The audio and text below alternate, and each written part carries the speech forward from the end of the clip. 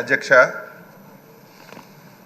16వ శాసనసభకి శాసనసభాపతిగా అందులో మా ఉత్తరాంధ్ర జిల్లాల నుంచి 5వ శాసనసభాపతిగా ఎన్నికైనందుకు తెలుగు ప్రజల తరపున ముఖ్యంగా ఉత్తరాంధ్ర ప్రజల తరపున తెలుగుదేశం పార్టీ తరపున హృదయపూర్వకంగా మీకు అభినందనలు తెలియజేస్తున్నాను.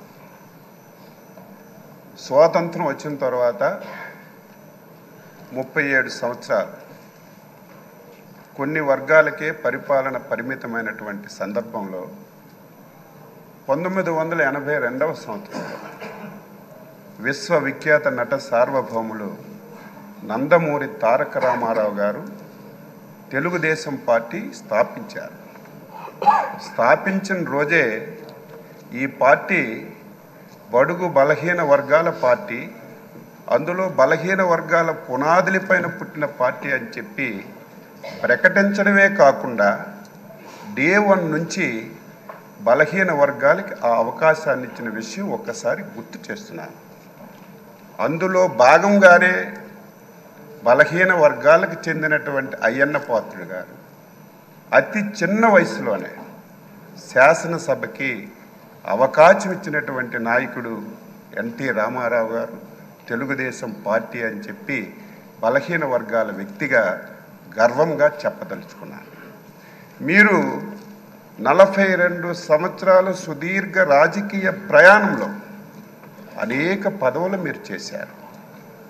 కానీ ఒక్కరోజు కూడా ఆ రోజు ఎన్టీ రామారావు గారి మాట కానీ ఈరోజు చంద్రబాబు నాయుడు గారి మాట కానీ జవదాటకుండా పార్టీ ఏ ఆదేశాలు ఇచ్చినా, పార్టీ ఏ అవకాశం ఇచ్చినా దానిని సద్వినియోగం చేసుకొని మీరు పాలన అందించారు తప్ప ఇంకొకటి లేదు అని చెప్పి మీకు తెలియజేస్తున్నాను. 7 సార్లు ఎమ్మెల్యేగా గెలిచారు, 4 సార్లు మంత్రిగా చేశారు. అందులో ఇంకొక విషయాన్ని శాసనసభకు చెప్పాలి. పార్టీ ఆదేశం ప్రతి ఒక్కరికి శిరస వహించాలనేది నా అభిప్రాయం. 1996లో నాకు బాగా గుర్తు, అప్పుడే నేను ఇంకా ఎమ్మెల్యే కాలేదు. మన నాయకుడు చంద్రబాబు నాయుడు గారు ముఖ్యమంత్రిగా బాధ్యతలు స్వీకరించిన తర్వాత మొట్టమొదటిసారి పార్లమెంట్కి ఎన్నికలు వచ్చాయి. ఆ సమయంలో తమరు మంత్రిగా ఉన్నారు.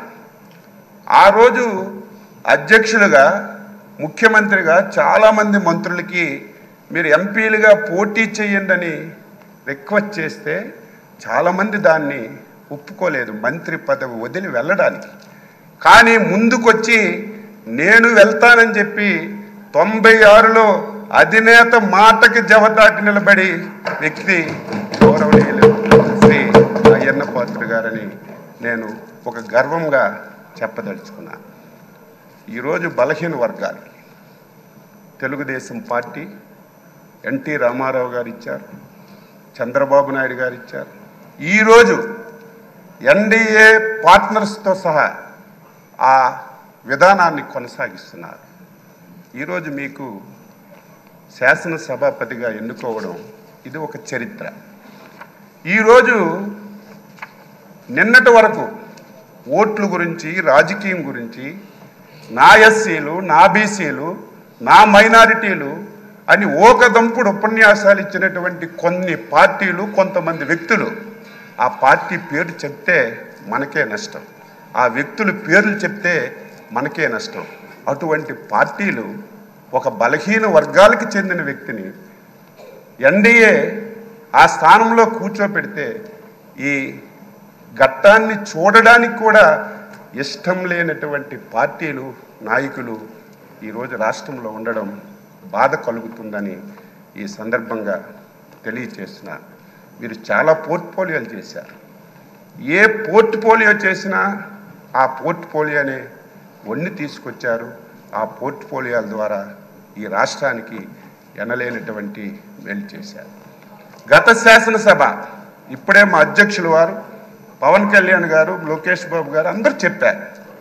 ఆంధ్రప్రదేశ్ చరిత్రలో 2019-24 శాసనసభ ఒక దుర్మార్గమైనటువంటి సభ. ఆ సభలో నేను కూడా సభ్యుడిగా ఉన్నాను. 23 మంది ఎమ్మెల్యేలు మాట్లాడడానికి అవకాశం లేదు, మా వైపు చూడలేదు. చూడకపోయినా మా స్థానాల్లో మేము గౌరవంగా కూర్చున్నా సరే మొత్తం మా దగ్గరికి వచ్చి తల్లిదండ్రుల్ని, కుటుంబాలని, పర్సనాలిటీని, వ్యక్తులని బండబూతులు తిట్టి ఈ సభలోకి ఎందుకు వచ్చాం? రాని వాళ్ళే అదృష్టవంతులని బాధపడినటువంటి రోజులు, చెవుట్లో కాటన్ పెట్టుకొని వినలేనటువంటి రోజులు గత శాసనసభలో మేము ప్రత్యక్షంగా చూసాం అధ్యక్ష. ఈరోజు తెలంగాణ ఉద్యమం అద్భుతంగా జరిగింది, కానీ ఎప్పుడు శాసనసభ్యుల మీద భౌతిక దాడులు ఎప్పుడూ జరగలేదు.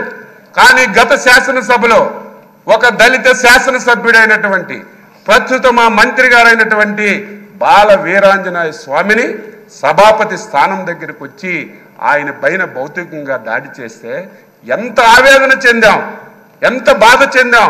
ఆంధ్రప్రదేశ్ ఈ రాష్ట్రానికి, దేశానికి ఒక రోల్ మోడల్. ఇటువంటి ఆంధ్రప్రదేశ్ శాసనసభలో ఇటువంటి సంఘటనలు జరగడం, అది మా కళ్ళతో మేము చూడడం చాలా బాధ, ఆవేదన కలిగింది.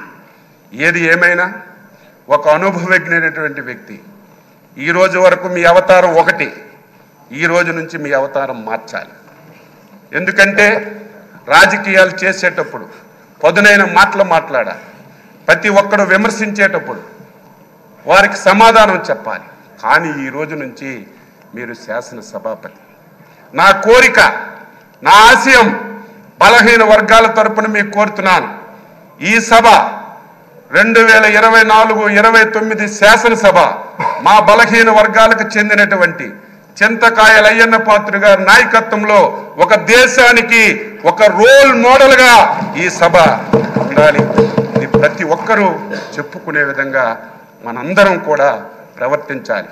దాదాపుగా 78 మంది, నాకు సరిగా ఇంక తెలియదు, మొదటిసారి శాసనసభ్యులుగా 88 మంది. కొంతమంది ఒకసారి 2 సార్లు అయ్యారు. నేను కూడా 6 సార్లు శాసనసభగా ఎన్నికయ్యే అవకాశం మా నాయకులు శ్రీ నారా చంద్రబాబు నాయుడు గారు ఇచ్చారు. ఆయన ఎప్పుడైతే ముఖ్యమంత్రిగా బాధ్యతలు స్వీకరించారో అప్పుడే నేను ఎమ్మెల్యే అయ్యాను. నేను కూడా సభ్యులందరికీ కోరుతున్నాను, ఎవరమైనా సరే కొంతమంది వ్యక్తుల పేర్లు ఈ శాసనసభలో వినడానికి వీలు లేదు, పార్టీల పేర్లు ఎక్కర్లేదు. ఎవరు ఏది చెప్పినా స్వచ్ఛంగా మనం సమాధానం ఇద్దాం, రాష్ట్ర ప్రయోజనాల గురించి పనిచేద్దాం. ఈ పార్టీ మీద ఒక అచంచలమైన విశ్వాసంతో, ఎన్డీఏ మీద ఒక అచంచలమైనటువంటి ఒక నమ్మకంతో ఒక మ్యాండేట్ ఇచ్చారు. దీన్ని మనందరం కలిసి మంచిమైనటువంటి చర్చలు జరిపి మంచిగా ఈ సభను తీసుకెళ్దామని ఒక్కసారి తెలియజేస్తూ, మరొకసారి హృదయపూర్వకంగా మీకు అభినందనలు తెలియజేస్తూ, ఈ అవకాశం ఇచ్చినందుకు మీకు ధన్యవాదాలు తెలియజేస్తూ సెలవు తీసుకుంటున్నాను.